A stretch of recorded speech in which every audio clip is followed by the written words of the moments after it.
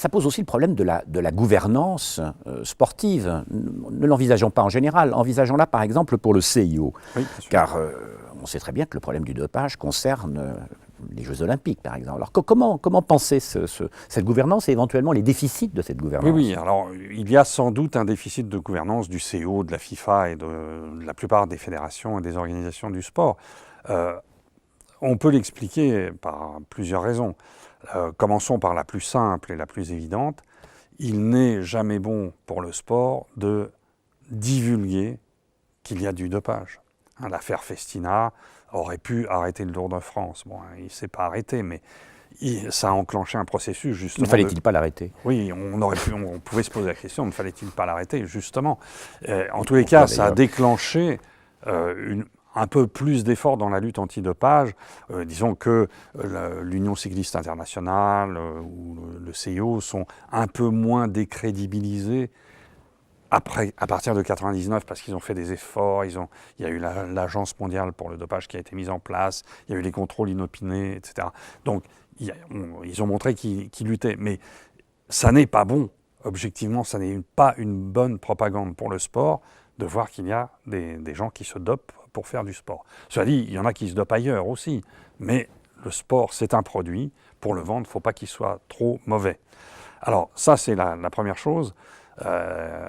Qui devrait améliorer la gouvernance. Parce que ça détruit un peu le produit, le dopage. Mais la corruption, c'est pareil, ça détruit le produit. Ce qui s'est passé pour l'attribution des Jeux de Salt Lake City, le CIO en a déduit qu'il fallait évincer un certain nombre de membres du CIO qui avaient baigné dans cette affaire. Mais plus largement, le problème est très compliqué parce que pour une organisation telle le CIO ou une fédération, il y a un problème de gouvernance interne qui est lié à un problème de gouvernance externe. La gouvernance externe, c'est est-ce que le CIO se comporte bien par rapport à son environnement économique, aux produits qu'il vend? C'est-à-dire, est-ce qu'il lutte efficacement contre le dopage? Ce que j'ai dit précédemment laisse craindre que la réponse ne puisse pas être oui à 100%. Et puis, il y a un problème de contrôle interne. Le contrôle interne, c'est, au fond, pour un économiste, est-ce que le CIO est bien gouverné? C'est-à-dire, finalement, est-ce qu'il est bien géré économiquement, financièrement?